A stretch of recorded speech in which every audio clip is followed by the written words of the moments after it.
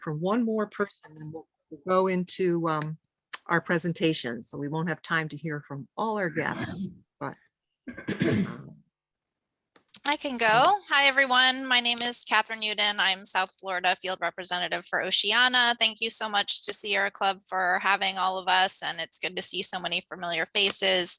I think the takeaway from the film is that the problem of plastic is already so great that we really need to take action. We can't sit on it very much longer. It's something that we need to deal with right now, and we need to stop looking at downstream and kind of how are we going to get rid of all this? What landfills are we going to put it in? How are we going to recycle it? How are we going to burn it all? We really need to look upstream and think about how we are going to stop using and producing all of this plastic. Because we know that the projections are great. We are expected to quadruple our plastic production by 2050. So all of the plastic that you're seeing in the environment is only going to get worse unless we look for a solution. And a lot of people don't make that connection. Janet was talking about with the fossil fuels. You know, I used to be a elementary school teacher before I got into ocean conservation, and I would ask my students, do you know where plastic comes from? And they said, I don't know, trees. So we really need to teach people where plastic comes from, why the production is bad, and deal with it at the source. All right, thank you. And the break free plastic sign that you have, I have to ask, that is going to be something you're going to talk about, isn't it, Kat, in your talk? Yes, that's the name of our federal bill that we're supporting. That's a massive bill that's going to be the answer, hopefully, to many of these problems. All right. So now I think it's time for us to just launch into the presentations, starting with Janet. And I'm going to let her screen share if she's ready. Okay. And while she's getting ready, you have a chance to go into that chat and look up the Notely web address so you can put in your comments about the film. There's something about getting engaged with that and doing it right now while you can. Did you make me a co-host? Because I have a message that says host disabled participant screen sharing. Okay, well, no, everybody was supposed to be enabled to screen share as we discussed during the practice. So I don't know, I did not change anything, but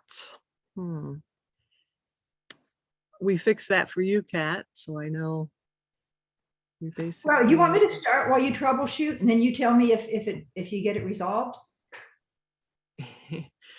Yeah, we'll see what we could do. In the meantime, I'll see if anybody else could try to share theirs. Okay. Lindsey, you may run into the same, but we'll see if you can just put your screen up. The same. I get the message that host disabled screen share.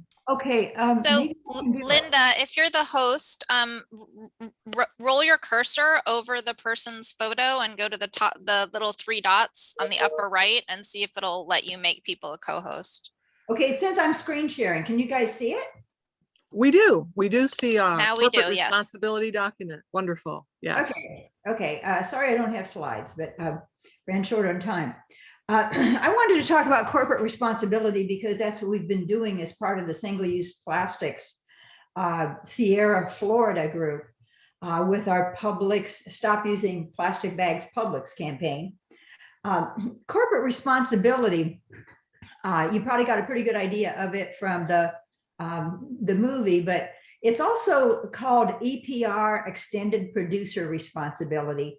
And it means holding the manufacturers, retailers, restaurants, and others to take responsibility for the single-use plastics that they create, sell, or use in conjunction with their products, including packaging. And it's important because manufacturers, retailers, and restaurants are the source of the problem because they provide the single-use plastics. And there's a lot of low-hanging fruit that we can address, as we've talked they talked about in the movie, but also in many of our meetings. Bags, straws, foodware, and packaging, and styrofoam. these are not going, these items will not solve the problem, but they'll take a lot of it out of the litter stream, which will really give us a tangible result if we can reduce those items. The restaurants and retailers who use them really are in a good position to cut back on those, find alternatives, maybe even communicate to their manufacturers. We want less packaging, no packaging, the old style packaging that used to be paper wherever possible. So they do have an important role in that.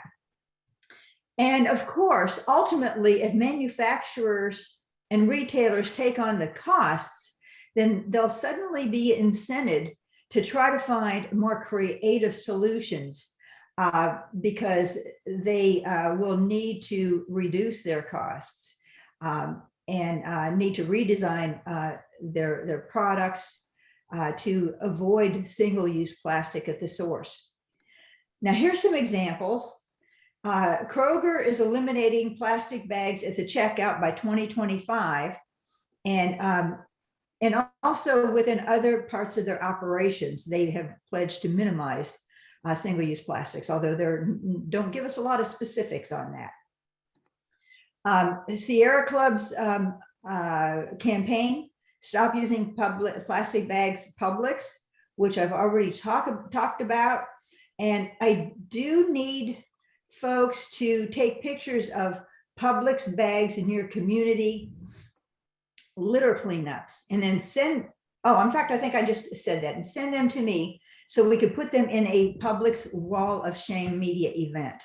So anyway, but extended producer responsibility can include producer take back of plastics, bottle deposits and reusable containers, and also paying toward municipal waste collection, sorting, and recycling. In many states, there are some versions of paying toward municipal waste collection and recycling. So that's what that concept is about. However, they thought we would go away. Their first, when any opposition to environmental causes, their first priority is to ignore us and hope we go away. But we haven't gone away, and we're accelerating our campaigns and lifestyle changes to reduce single-use plastics. So they come up with something else. And I call them false solutions because they provide false assurances that the problem is being dealt with so the plastic interests can continue the status quo. And I'll just touch on these anti-litter programs. They blame the people and for litter when in fact we're only partially to blame. Personal responsibility in our life cycle and litter management won't get us there. We have to do it. Same thing, we have to do anti-litter programs and litter cleanups. We do need to improve our personal responsibility. Recycling is absolutely necessary, but it's not fulfilling its promise despite being out there for 25 years or more. And there's been a lot of promotion and a lot of experience in the operations, but we're still not realizing the goals that they set out. Another one is incineration and energy recovery. And they talked about that in the film too. Their incineration and energy recovery are really the same thing. It's just energy recovery is the lipstick they put on the pig of incineration. It still creates toxics in the air and in the bottom ash, but it makes people feel better about using single-use plastics because it goes away. Chemical recycling is another term that we hear periodically, and it would break plastics down into their component chemicals and substances. But at the present time, it's not scalable. It's not a large volume solution. And in fact, many of the projects that have been done have been discontinued or failed. So chemical recycling is a false promise. Bioplastics, bioplastics is just another kind of throwaway plastic, only they replace the fossil fuels with plant materials. And the problem with that is some of those plant materials are from crops, and they take agricultural land, water, fertilizer, pesticide, and detract from the land that could be used for growing food and other more important resources. And it just, at the end of the day, it creates another source of single-use plastics. Now, compostable plastics, a lot of times those, but not always, those are used in, compostable is a feature of bioplastics. But it's not your backyard compost. It's more, it's an industrial process. In fact, there's 3 levels of composting. There's backyard composting. There is the municipal composting like our cities and counties do, and industrial composting is the next level up. And we have to keep compostable plastics out of our municipal composting and send it to special facilities that are few and far between. And to when representatives of industrial composting speak about bioplastics or compostable plastics, they don't want them because it detracts from the quality of the resulting compost, because ultimately compost should be used on food crops. And if a bioplastic has broken down and one of the components is the toxic chemicals that go into the plastic, those remain in the compost and are not suitable for ag land. So we need to demand real solutions from producers and retailers. We probably could really refine a good list of questions, like, does it reduce single-use plastic at the source? It's the most important question. Where has this process, whatever is being proposed, where has it been done before? At what scale? And what level of effectiveness? And we need to look at the life cycle of all the components of the process, from sourcing at the beginning, manufacturing, transporting, and disposal of the wastes, so that we really have a broad idea of how effective whatever's being proposed is, especially as if it replaces what we already, a problem we already have. Legislative solutions do level the playing field, but we have to make sure there's no loopholes built into the any proposed legislation before we get behind it. And I know Kat will be discussing legislation. Social media is important because a lot of large producers do pay attention to social media, and they don't like it when they see their image depicted negatively. So that's why we want to do the Publix wall of shame. We need to use apps like Remark, and I think maybe someone else will be talking in more detail about Remark, but apps that communicate directly with the producers, retailers, and restaurants. And I have used Remark and gotten feedback from some of the entities I've communicated with. So it does mean that they are taking note. Sign petitions. Your petitions don't go into a black hole, even though sometimes you might feel like they do. There's a campaign behind most all petitions, and you're adding your voice to those of like-minded people when you sign a petition, especially if you add some of your own remarks. And lastly, join organizations who are fighting single-use plastics, because that way you can get a broader picture of what's being done. You'll get more ideas for yourself. And in fact, Sierra Club has really done that because we've joined coalitions.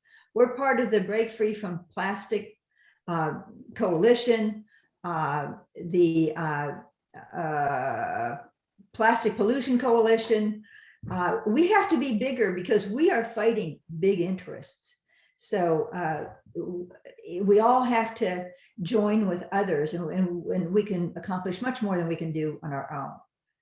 And that's all I have for now. Thank you. Thank you, Janet. I just put into the chat a brand new grassroots resource. It's a nationwide single-use plastics set of web pages that we can explore on our own. It's useful. It helps us to live more from a zero waste standpoint. And there are many, many resources there. I think I'll share my screen. If you stop, I'll put that up so everybody can see this brand new Sierra Club website on single-use plastics.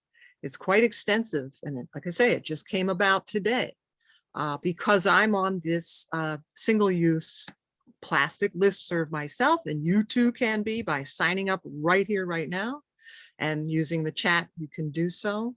Now we're after the meeting. There's plenty here. There's policy.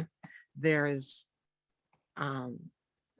the zero waste policy of the Sierra Club. And of course, our action is all in the campaigns and issues here. Look at the prominence of the Break Free from Plastic Pollution Act of 2021. And also this is our president's set of fossil fuel, kind of the battle cry against the fossil fuels is all here. You can sign this. This is the Plastic Free President petition, asking Joe Biden to step it up. And we have the plastic bottle trash out of our national parks that Drew is working on. Wait till you see the bottom of this. I just wanted to show you the Florida chapter is on here. Okay, the Stop Using Plastic Bag Publix Add Up campaign is there prominently. And if you look, you'll see some of our big names, Drew Martin on this grassroots brand new resource page, and you'll see Janet's name on here. I don't know if either of you knew you were here. So these are some other resources too on extended producer responsibility that some other states are taking up. And we as Floridians and Sierra Club members can add to this website. That's the really great thing, is that we can add our civic, our own resources. Okay, so next up is Lindsey. All right, so I hope you can bring up your slides with perfect.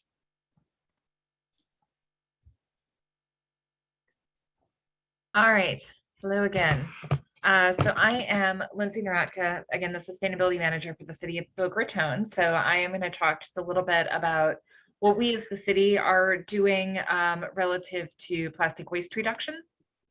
So I'm going to just quickly give you a very high level overview of what is the Office of Sustainability. Essentially, this office was opened in 2018, and I was brought on also in 2018 as the city's first sustainability manager.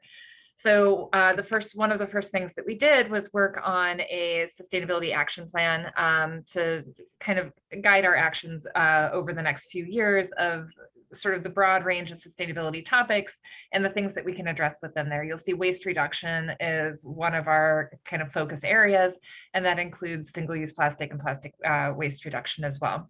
Now, one of the places where I like to focus my work is in climate. And we have this topic of climate resiliency. Now, as I mentioned at the beginning, plastic is obviously very closely tied into our climate crisis. And there's, in fact, though I have climate resiliency out as kind of a separate point in the plan, there are ways it's such an all-encompassing issue that there are ways to address it while also getting benefits in many of these other areas as well. So one of the things that we did in terms of looking at climate is we look at climate adaptation, and we have a climate change vulnerability assessment that we just completed. We also did a greenhouse gas inventory to help us to sort of measure where our emissions are coming from so that we can better plan actions to reduce them. Now, you'll see that in the inventory that we did, we focused primarily on what are known as kind of scope 1 and scope 2 emissions, which means just emissions that are directly being emitted in the city or can be kind of easily measured from actions within the city, like generating electricity, for example.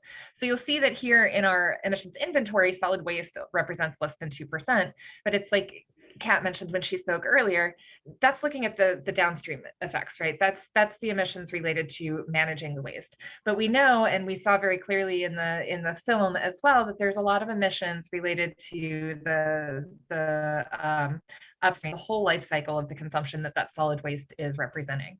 And so although it's not necessarily being measured from our greenhouse gas inventories, because that's kind of a huge messy thing to try to accurately calculate, we do understand that our waste reduction activities are also a big part of our climate actions as well. So as I'm going through what the city is doing in relation to single-use plastics and plastic use reduction, I would be remiss if I didn't start with our Gumbo Limbo Nature Center. So you heard from Whitney right at the start here.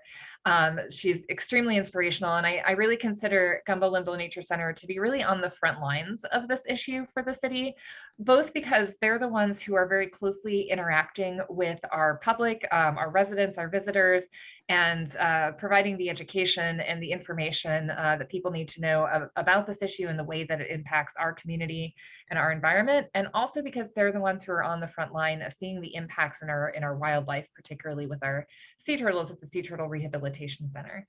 So Whitney had mentioned their Refuse campaign. I actually have that image from Ben Hicks that she referenced. They had posted a photo to social media in 2019 of one of these tiny little washback turtles that had, I think this one had 105 pieces of plastic.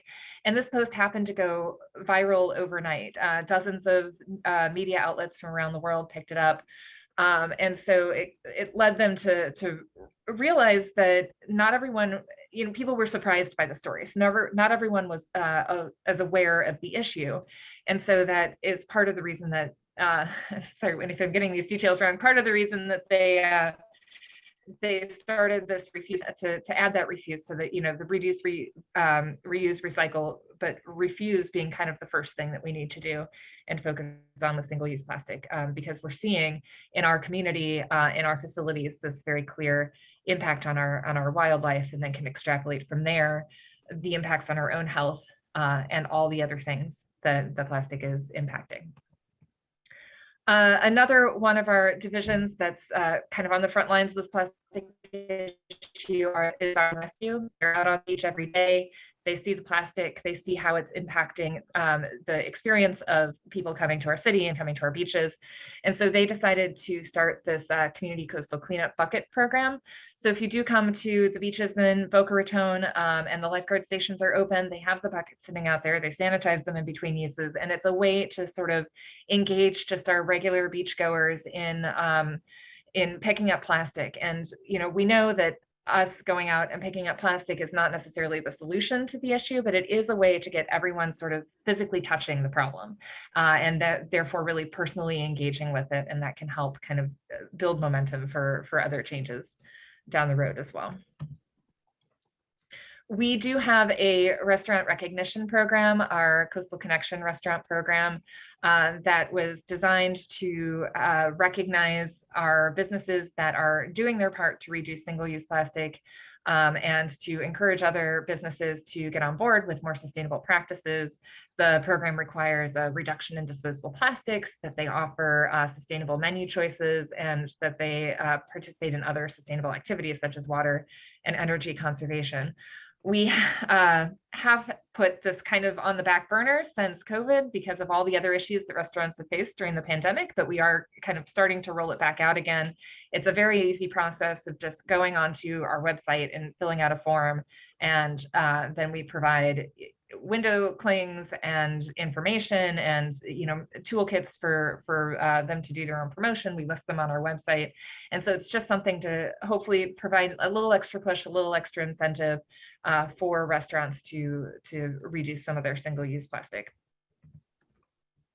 We also are very fortunate in Boca Raton to be the home of 4Ocean, who you may be familiar with as a company that does plastic cleanup and plastic awareness around the world.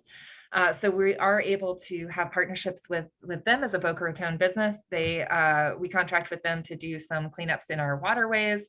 They manage our recycling program at our beachfront parks. And just recently we started partnering with them to do the recycling at our events. So they take all the recycling that we collect at our city events. So far, we've just had one, but we are going to have more. They take all the recycling we collect and sort it at their facilities to make sure that there's no contamination and it is able to be recycled. And then one of the biggest moves that we've made this year in terms of single-use plastic reduction is that council did just pass a waste reduction ordinance. Now, what this ordinance does is restrict the use of polystyrene foam food service products, so cups, bowls, plates, coolers, things like that, by vendors on city property. So that would be any food trucks, any caterers, any concessions, anyone selling food or being paid to provide food on city property would have to follow this ordinance. We also at the same time updated our policies for our facility rentals for our special events, so that if you have a rental agreement or a special event permit with the city, that you are also prohibited from using polystyrene food service products.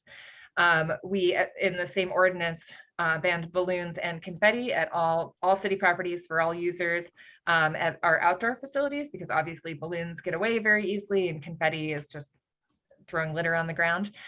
So we're working right now on educating about those bans and those restrictions and making sure that people know what their alternatives are and helping get the word out about that. Now, I put this slide in because I wanted to acknowledge that we're not the first city in Florida to do this. And I think someone put in the chat, and I believe Kat's going to talk about it a little bit too. We are a bit restricted in how we can regulate plastics within the state. Regulating polystyrene on city properties is one thing that we are allowed to do. But what this map illustrates is that there are a lot of local governments in Florida that are interested in regulating single-use plastics, and the fact that so many of them are along our coastline is probably a function of where our population lives, but also a function of where we see the biggest impact from these single-use plastics. So I also just wanted to highlight on the slide some of our close neighbors. And I know one of my colleagues from Delray Beach is here on the call as well. Delray Beach has banned straws at their restaurants and other entities that serve drinks. And Boynton Beach has a ordinance that's very similar to ours as well. In fact, they passed theirs first that restricts polystyrene, balloons and confetti on city properties. And so I like to end all my talks with some sort of call to action, which I know we did a little bit at the beginning as well, but just asking you that, when you come to our parks and our beaches, that you bring your reusable containers, that we're not even bringing the single-use plastics onto the beach. So there's no need to use the recycling bins or worry about our trash cans, but just bring your reusable things and take away what you brought with you. If you do come to the city and you have restaurants that you enjoy, let them know you'd like them to use more sustainable containers, and let them know that there's a benefit to doing so through our Coastal Connection program. Help me spread the word on that, and help us to spread the word on sustainable events and parties. If you have any holiday parties that you're going to in the next few weeks or that you're throwing, help us by being a good model of ways that we can have these beautiful events without the single-use plastic as well. So that is from the City of Boca Raton. This is my contact information if you have any questions, and I'm here for the rest of the call if there's questions. So thank you so much. Thank you. That was great. So informative, and so much there for us to follow up on and to share with neighbors, friends, coworkers. And so up next is Kat Uden from Oceana. We're very happy to have you and looking forward to your presentation next. Again, All folks, if you have questions, put them into the chat for our panelists so we can get to those at the end. Are you able Hi. to see the turtle? Yes, excellent. Wonderful. Yes, we can. Okay, it worked. All right. So again, my name is Catherine Uden. I'm South Florida field representative for Oceana, and Oceana is the largest international nonprofit organization dedicated to protecting the oceans. And I was actually working on the plastic issue before I worked for Oceana and before I worked in ocean conservation, when I was simply just a teacher for Broward schools because of all the plastic that I saw in the environment when I was at the beach or paddleboarding in the Intracoastal. So it's a problem that I really wanted to work on and I'm very dedicated to. So, and a study just came out very, very recently. You may have seen the article, and it's for a report, the National Academies of Sciences, Engineering, and Medicine. And what it said was that the US is the top generator of plastic waste in the world. So when we look at the plastic problem, a lot of people want to point fingers to other nations and say, well, we're not as bad as this nation. We're not as bad as this nation. We can do a lot better. So we need to look at what we can do. We need to stop pointing the fingers. And yes, there are things that other nations can do, but there's still a lot that we can do. According to the report, the US generated more plastic waste by weight and per capita than any other nation in 2016, producing a staggering 42 million metric tons, with the majority ending up in landfills, which we know is also bad for climate change.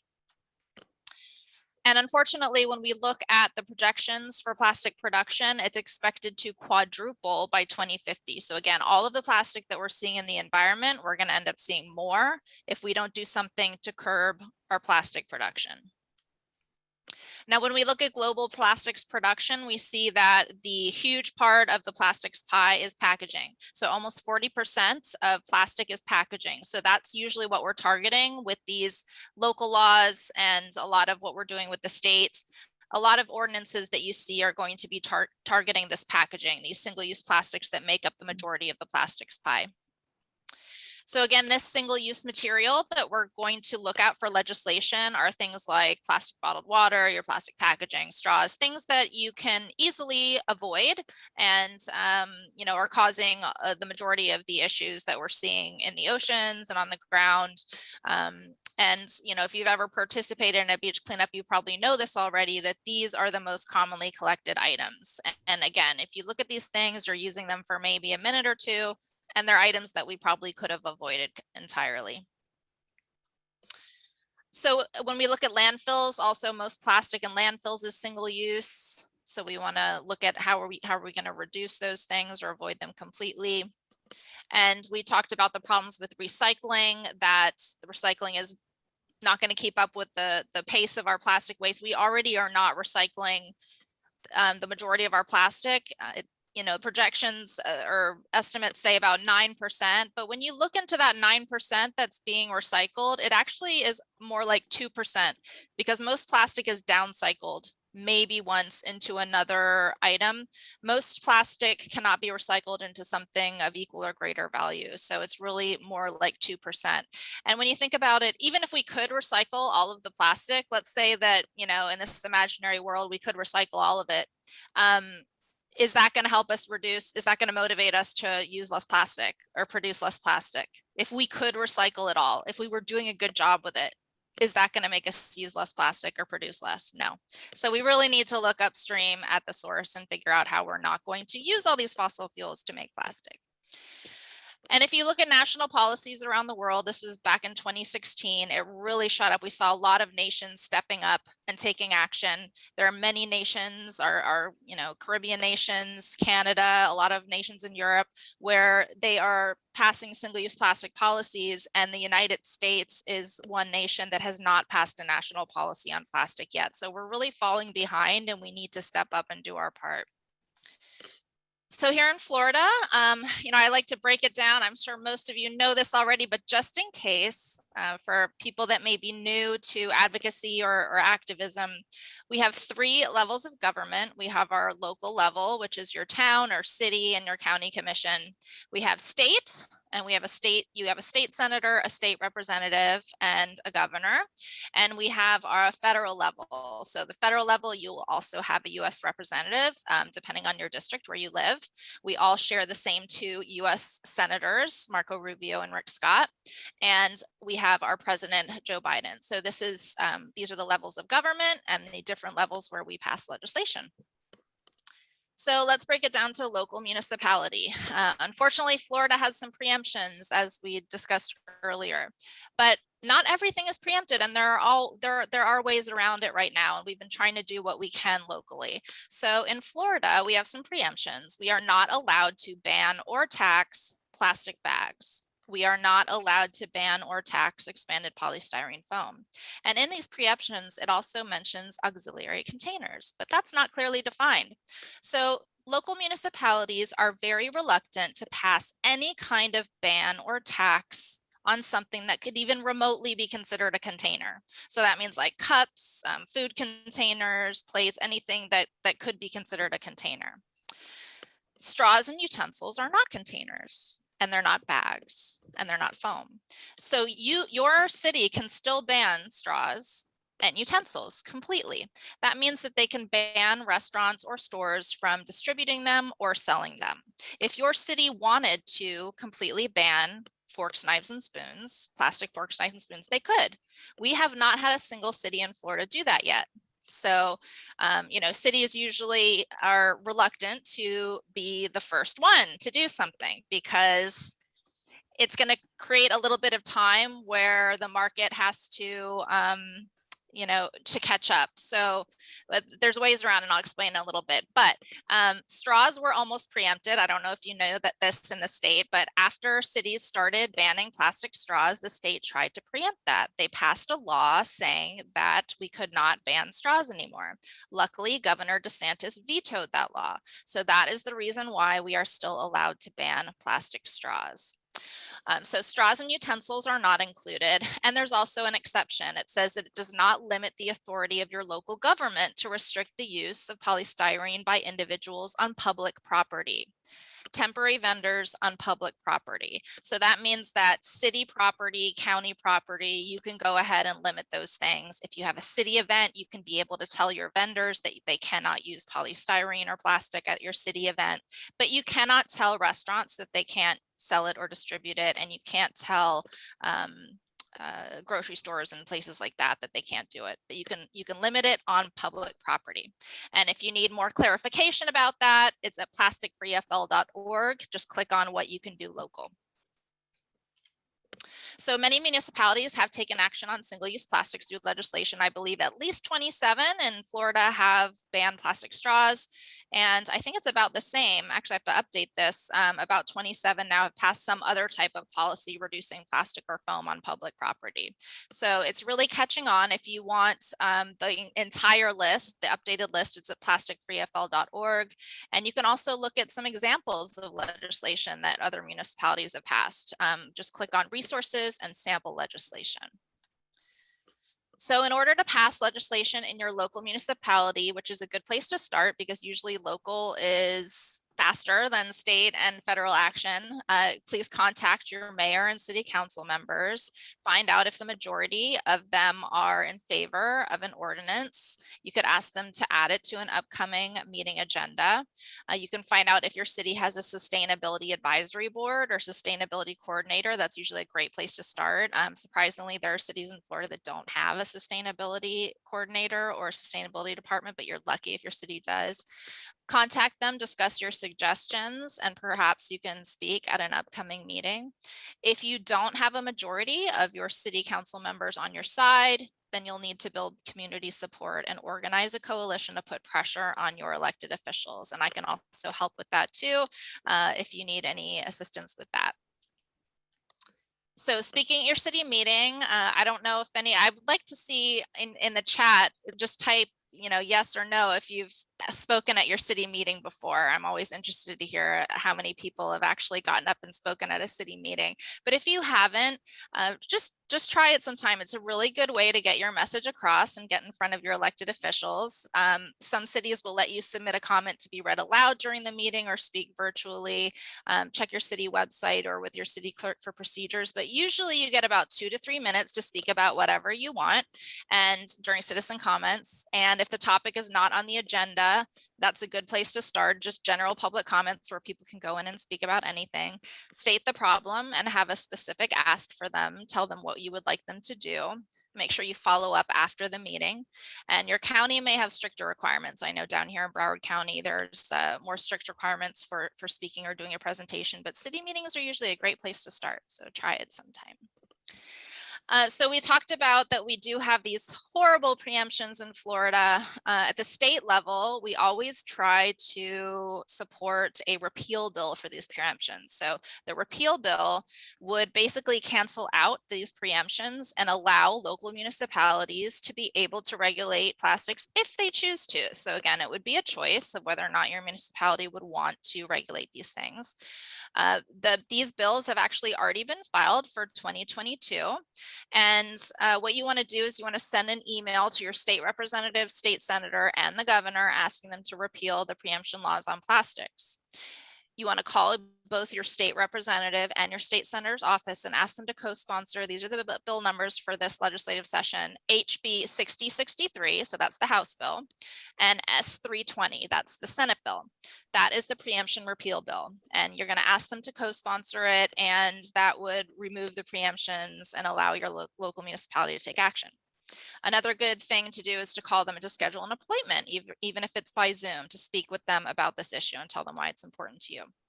The more people that do it, the more likely they are to pay attention.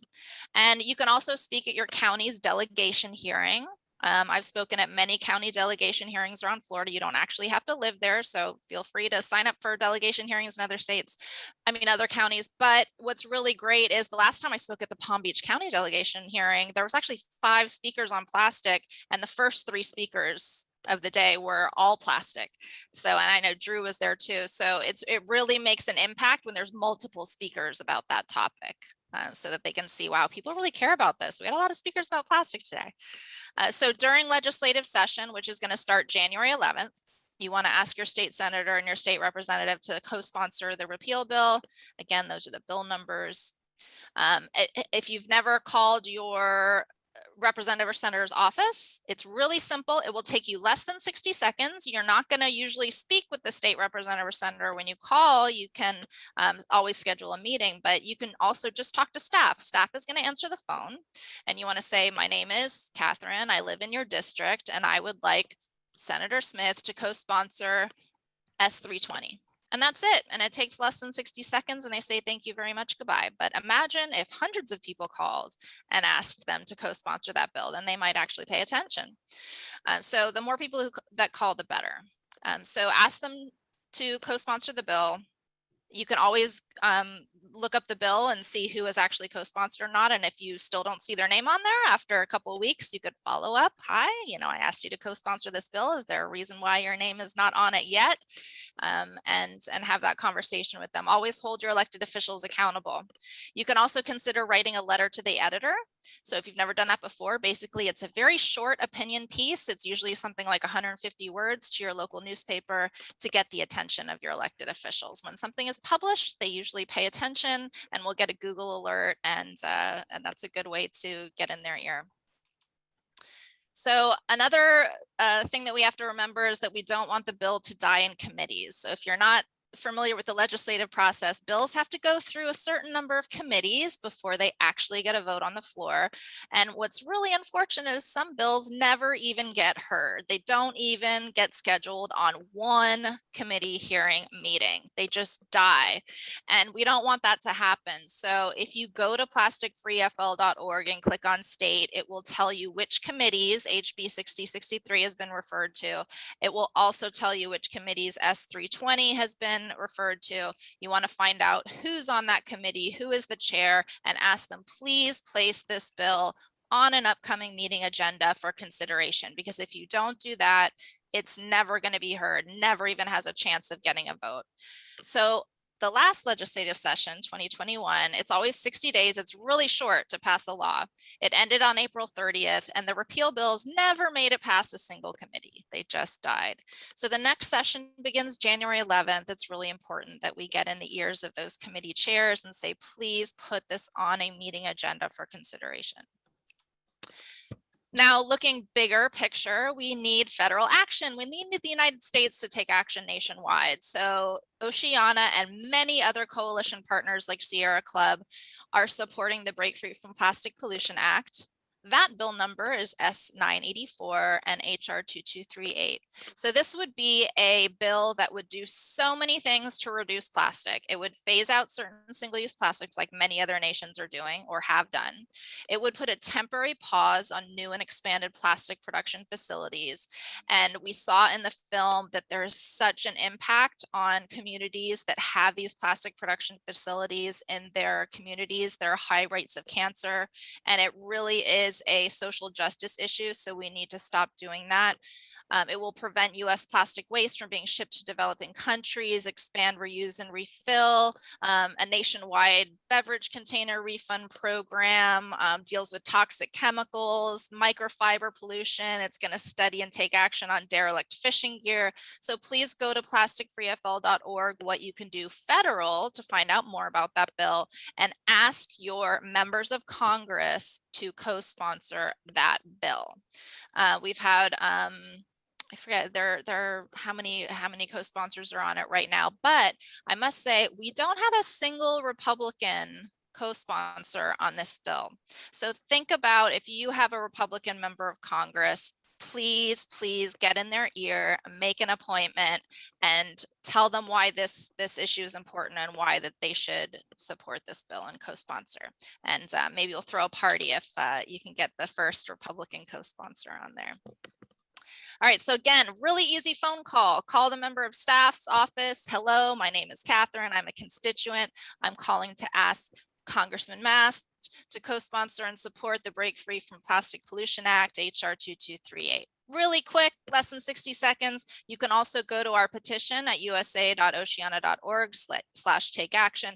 It's going to have, the take action page is going to have all of our petitions on there, and sign the one for the Break Free from Plastic Pollution Act. It's going to send that letter directly to your member of Congress. So just some, a quick slide on some various tactics that you can, things that you can do to put pressure on your elected officials if you need to bump it up, if they, you're not getting anywhere, they're not listening, they're not co-sponsoring, they don't seem to care. These are just some various things that you can do to get the pressure going. Petitions, phone calls.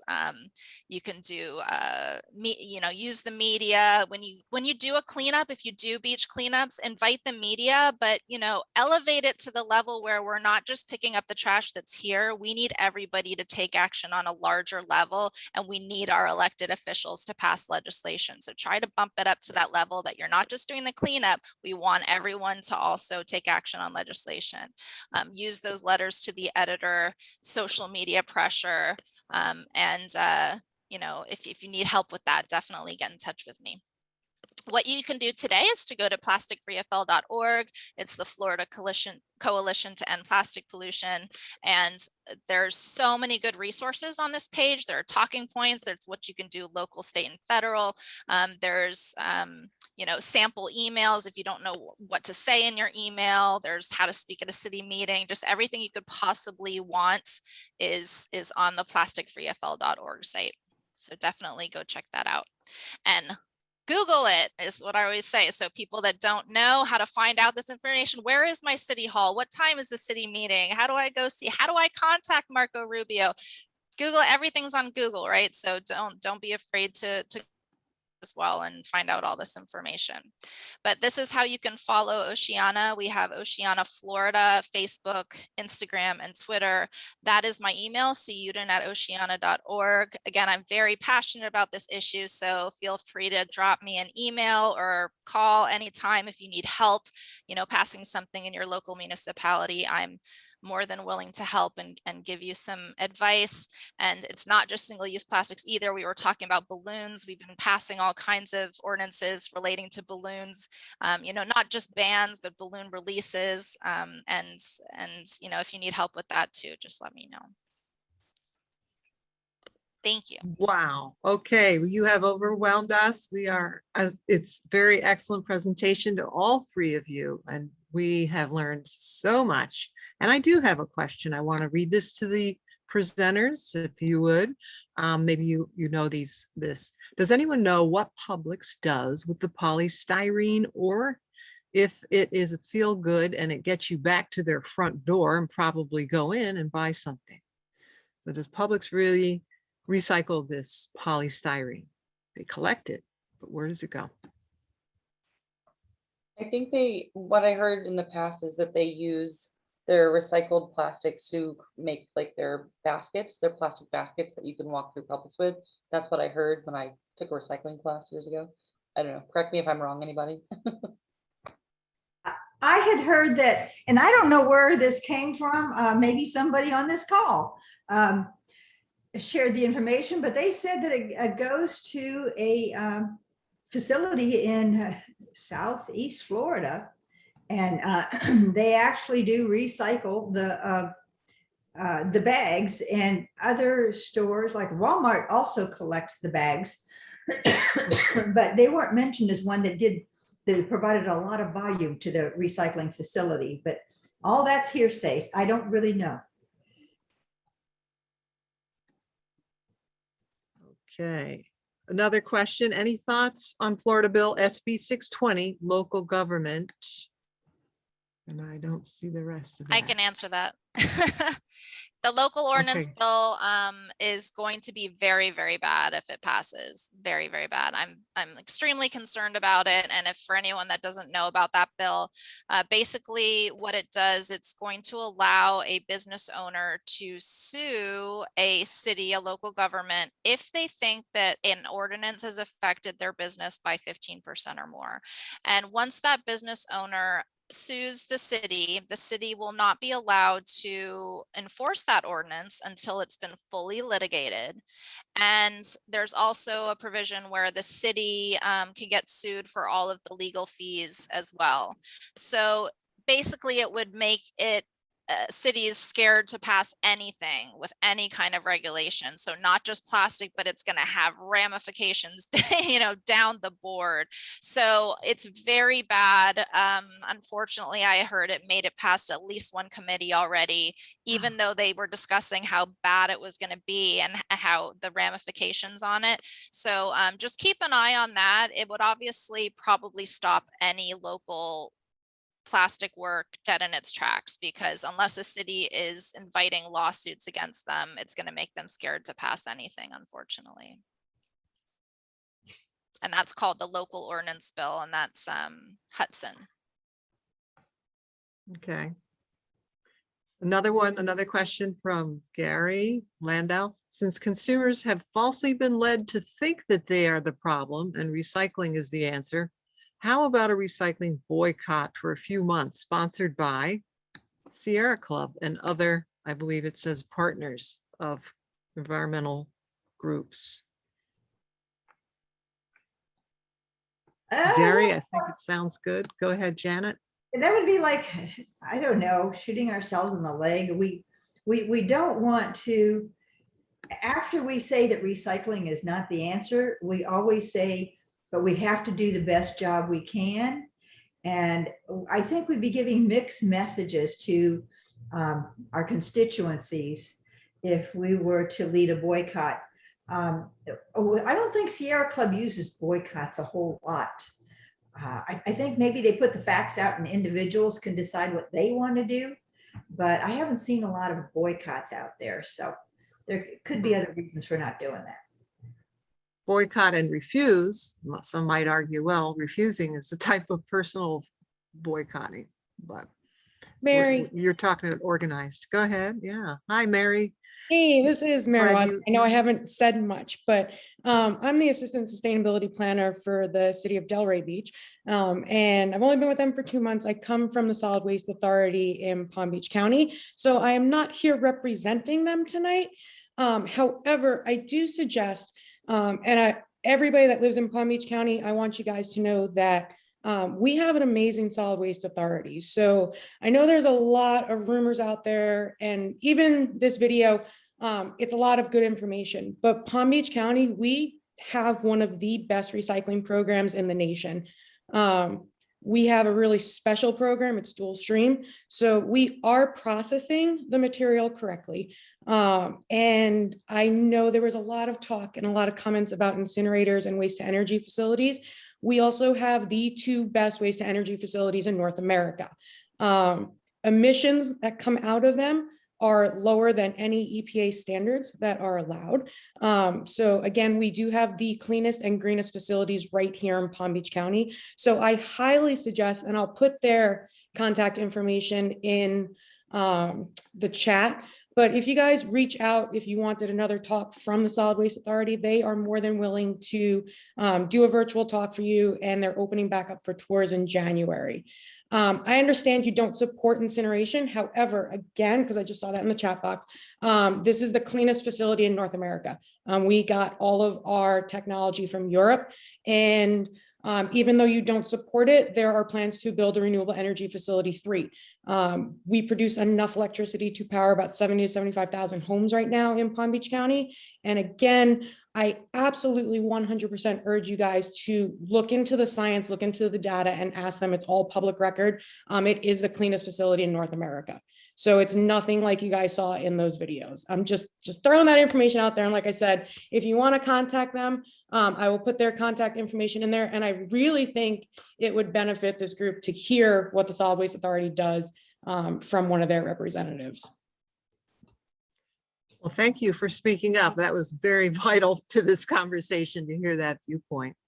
We do need to always look at the other side, and we can't just, swallow what a film tells us. So yeah, we need to be critical thinkers throughout this whole thing.